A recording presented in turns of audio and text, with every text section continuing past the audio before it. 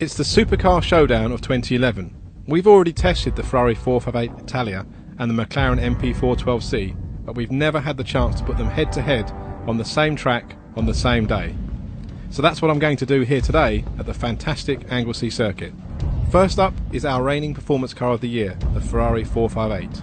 Powered by a tuneful 4.5 litre V8 engine, the 458 has 562 brake horsepower and 540 Nm of torque. With its 7-speed dual clutch gearbox, it accelerates to 60 miles per hour in just 3.4 seconds and peaks out at an amazing 202 miles per hour.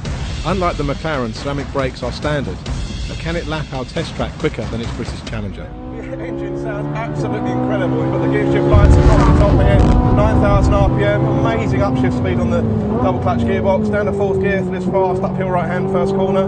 Still a bit damp and greasy through here, so you're having to just really patient with the power. A little bit of oversteer on the exit there in fourth gear. Down to second, the gear shift is absolutely amazing. Loads of feel through the front end, just dialing into a little bit of oversteer. Again, loads of feel through the front end, into the throttle, balancing it to the rear. Absolutely amazing acceleration. The track's very slippery here, so just trying to keep it tight into the inside. You can feel a little bit of understeer, and then just easing into the throttle, loads of traction. And that downshift's just amazing. Balance throttle into the apex, and then getting into the power, using all the road on the exit, 9,000 RPM, all the way up to fifth gear. Hard braking. Brakes are amazing. There's a little bit more movement in the chassis in terms of body roll than the McLaren, but actually that helps. It just gives you a sense of the feel for the car. Try not to get too much oversteer on the exit of the hairpin, and accelerating all the way across the line up to fifth gear again. Wow, impressing us with its wonderfully engaging handling and glorious engine, the 458 lapped Anglesey in just 59.2 seconds. So can the more powerful and lighter McLaren come out on top in our head-to-head challenge? Our car is fitted with the optional ceramic brakes, and from our practice laps, it's sure to be a close battle. Okay, so let's do a lap in the new McLaren. Now we already know what a phenomenal piece of technology this car is. We've got a lot of settings we can play with here. So we've got everything in track mode, which means both the drivetrain and the chassis is in its most sportiest setting, if you like.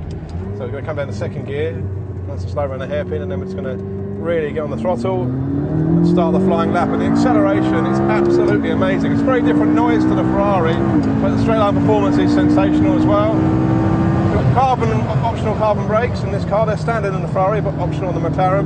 We've also got the extra benefit of a air brake in the McLaren, so the force on the braking is amazing. You can really feel that here. ABS comes in quite hard. The front end is the thing you really notice about the McLaren. There's just so little roll across the front axle, and the precision of the front end is just amazing.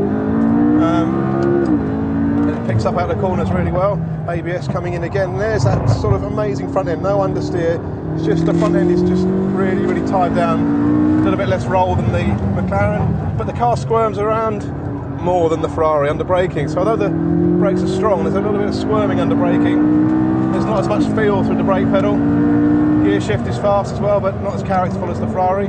Down to second gear here, braking so hard, there's some really hard braking into the apex. And in those tight corners, you can feel the McLaren brake steer system helping you out of those tight corners and across the line. So as we cross the line, the lap timer reads 59.3 seconds. That's just 1/10 of a second separating this pair over 1.2 miles of twisty tarmac, which goes to show that after decades of neck-and-neck competition in Formula 1, the firm's road cars are locked in an equally intense struggle for supremacy against the stopwatch. Pairings don't get any closer than these two.